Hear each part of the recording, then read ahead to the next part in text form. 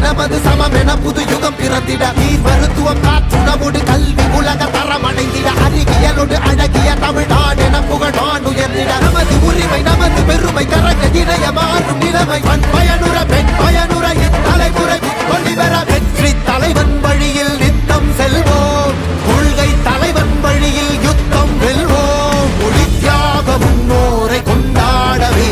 மதச்சா